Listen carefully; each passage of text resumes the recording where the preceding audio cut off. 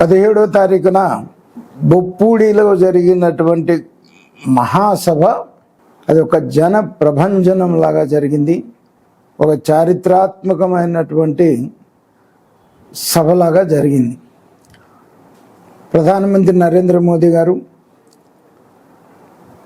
Telugu Desam party జాతీయ అధ్యక్షులు నారా చంద్రబాబు నాయుడు గారు, జనసేన అధ్యక్షుడు పవన్ కళ్యాణ్ గారు, నారా లోకేష్ గారు మరి ఆ సభలో పార్టిసిపేట్ చేయటం, అసలు ఆ ఏరియా మొత్తం కూడా నేనైతే 15 కిలోమీటర్ల దూరంలో బొప్పుడికి ట్రాఫిక్లో ఇరుక్కుపోయాను.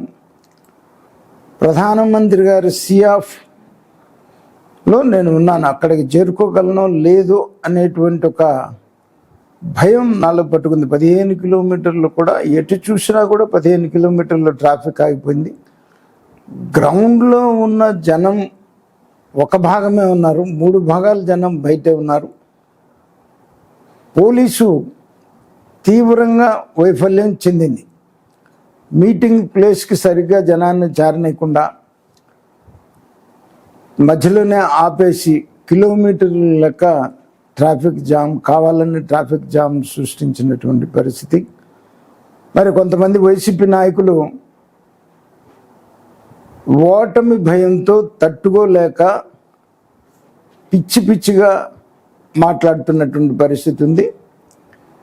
వీళ్ళకి బుద్ధి చెప్పడానికి ఎంతో సమయం లేదు, ఎన్నికల్లో ఉన్నాము. ఖచ్చితంగా ప్రజలు మీకు బుద్ధి చెప్పి ఎన్డీఏ కూటమిని అధికారంలోకి తీసుకొస్తారని చెప్పేసి నేను ఈ సందర్భంగా చెప్తా ఉన్నాను.